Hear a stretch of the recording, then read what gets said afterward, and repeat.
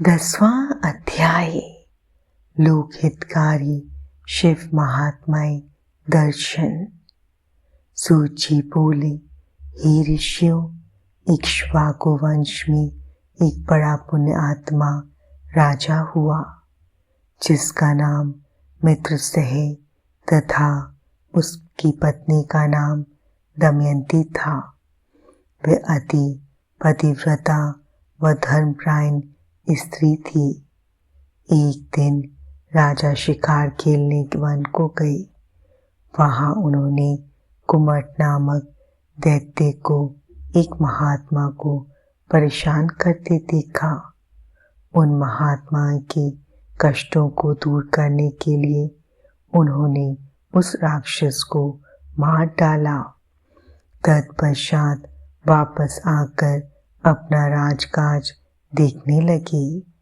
उधर उस दानव के छोटे भाई कपट ने राजा से बदला लेने के लिए रसोइये का वेश बनाया और राजमहल में नौकरी करने लगा।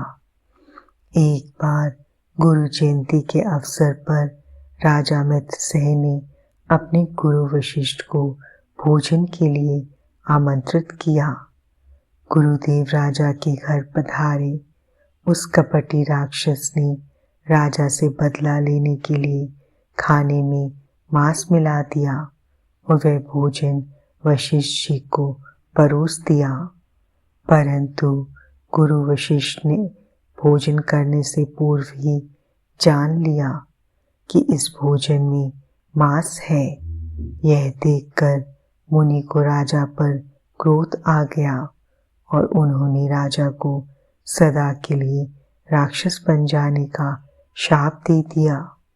शाप सुनकर राजा रोने गिड़गिड़ाने लगा और बोला, मुनि श्रेष्ठ, मुझे क्षमा कर दें, ये अपराध मैंने नहीं किया है।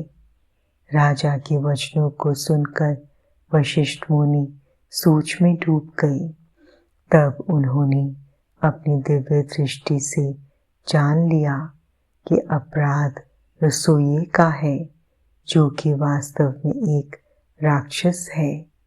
तब वे राजा से बोले, राजन, तुम्हारा रसोइया एक कपटी राक्षस है।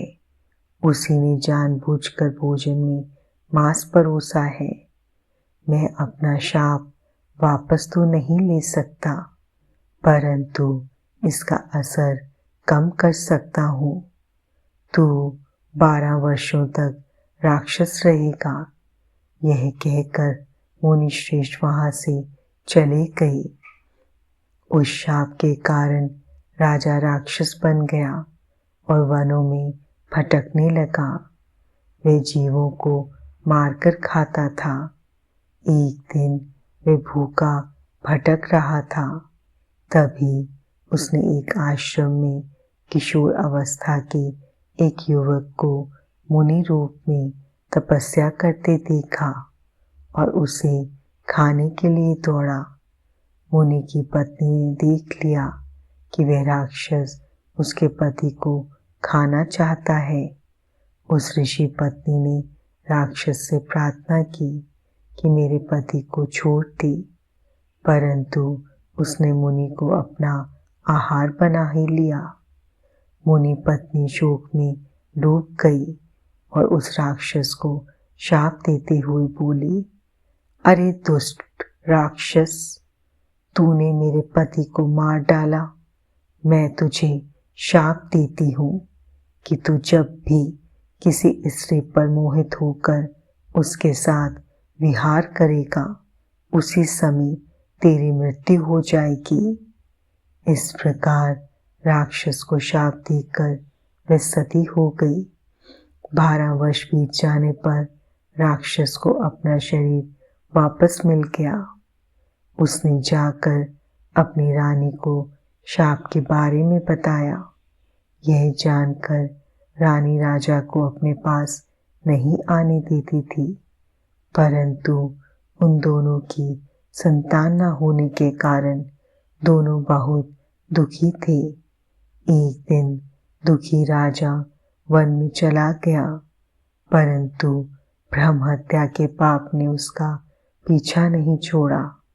तब राजा व्याकुल होकर गौतम ऋषि की शरण में चला गया। राजा ने उन्हें सारा वृत्तांत सुना दिया। तब गौतम ऋषि बोले, हे राजन, पश्चिम दिशा में जाओ, वहाँ गोकर्ण नामक तीर्थ है, जहाँ महाबल नामक ज्योतिर्लिंग है। उस कुंड में स्नान करके देवादिदेव महादेव जी का पूजन अर्चन करने से सभी पाप नष्ट हो जाते हैं। इसलिए तुम वहाँ जाकर शिव जी की आराधना करो, तभी तुम्हें ब्रह्म हत्या के पाप से मुक्ति मिलेगी। गौतम ऋषि के वचन सुनकर राजा प्रसन्न हुआ और उनसे आज्ञा लेकर गोकर्ण तीर्थ को चला गया। वहाँ उसने कुंड में स्नान करके भगवान शिव का पूजन और आराधना आरंभ कर दी, जिसके फलस्वरूप राजा को ब्रह्म हत्या के पाप से मुक्ति मिल गई।